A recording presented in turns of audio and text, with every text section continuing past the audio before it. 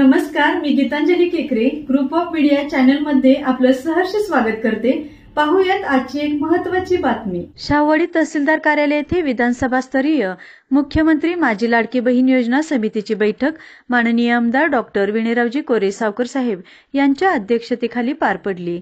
या बैठकीत शाहवाडी पन्हाळा तालुक्यातील 86,226 अर्ज माननीय आमदार डॉक्टर विणेरावजी कोरे सावकर साहेब यांच्या अध्यक्षतेखाली मंजूर करण्यात आले। महाराष्ट्र शासनाच्या वतीने राबवण्यात येत असलेल्या तसेच जनस्वराज्य शक्ती पक्ष व स्वराज्य फाउंडेशनच्या माध्यमातून शाहवाडी पन्हाळा तालुक्यात मुख्यमंत्री माझी लाडकी बहीण या योजनेचे मोफत नोंदणी अभियान राबवण्यात आले होते।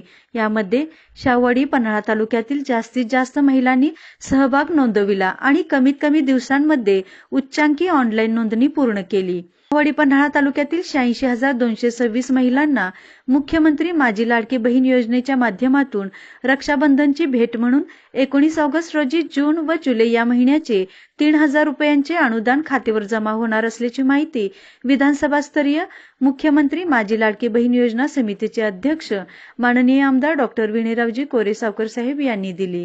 की बहीण नावाची एक ऐतिहासिक अशी योजना महाराष्ट्र सरकारच्या वतीने ह्या वर्षी जाहीर झाली आणि ह्या योजनेमध्ये पन्हाळा आणि शाहवाडी तालुका हा राज्यात अग्रेसर व्हायला पाहिजे अशा दृष्टीचं नियोजन खरं तर आम्ही सगळ्या कार्यकर्त्यांनी या दोन्ही तालुक्यात काम करणाऱ्या प्रशासकीय यंत्रणेच्या सहकार्याने करायचं ठरवलं होतं। आणि मला अतिशय आनंद होतोय की तालुका स्तरीय या कमिटीची काल आम्ही मीटिंग घेतली आणि दोन्ही तालुक्यातले जवळजवळ 86,500 अर्ज त्या ठिकाणी आम्ही मंजूर केले। काही टेक्निकल कारणामुळे ठराविक अर्ज अजूनही मंजुरीच्या प्रतीक्षेत आहेत, पण ह्या दोन तालुक्यांचा हा आकडा 1 लाखापर्यंत जाईल असं साधारण प्राथमिक अंदाज आम्हाला त्या ठिकाणी येतो। आणि 1 लाख रुपये जर 1 लाख महिलांच्या पर्यंत जर आपण या माध्यमातून पोहोचणार असलो तर जवळजवळ महिन्याला 15 कोटी रुपये आणि वर्षाला 180 कोटी रुपये या सर्वसामान्य कुटुंबियांच्या घरामध्ये भाऊबीजेच्या रूपानं रक्षाबंधनाच्या रूपानं शासनाच्या वतीनं थेट पोहोचवण्याचा एक अतिशय महत्त्वाकांक्षी उपक्रम या माध्यमातून पूर्ण होतोय याचा खरं तर अतिशय मला त्या ठिकाणी आनंद आहे। मला वाटते 46,000 कोटी रुपयांची तरतूद या एका उपक्रमासाठी महाराष्ट्र सरकारच्या वतीनं कालच्या बजेटमध्ये आपण त्या ठिकाणी केलेली आहे।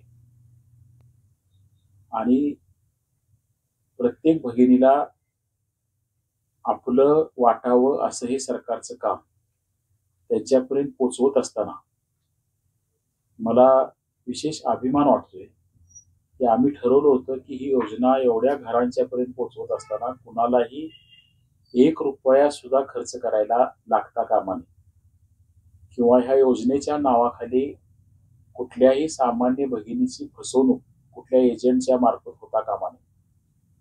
आणि खरोखर या एवढ्या मोठ्या प्रमाणात एवढी मोठी योजना पोहोचवत असताना 1 रुपयाचा सुद्धा ह्यात काळा बाजार किंवा भ्रष्टाचार किंवा अशा पद्धतीने कोणाला योजना देतोय म्हणून कुठल्या एजंटांच्या माध्यमातून पैसे मागण्याचा प्रकार आम्ही होऊ दिला नाही याचा अतिशय मोठा आनंद मला होतोय।